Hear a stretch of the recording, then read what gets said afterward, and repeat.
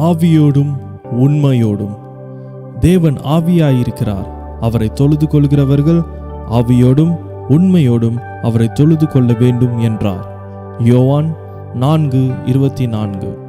என்னை தொழுது கொள்கிறவர்கள் ஆவியோடும் உண்மையோடும் தொழுது கொள்ள வேண்டும் என்று விரும்புகிறேன்.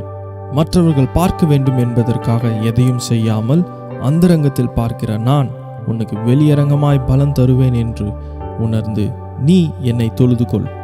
என்னுடைய ஆலயத்தில் என்னை தொழுது கொள்ளும் போது மட்டுமல்ல, உன் வீட்டிலும் உன் அந்தரங்கத்திலும் நீ என்னை உண்மையாய் தொழுது கொள்ள வேண்டும்.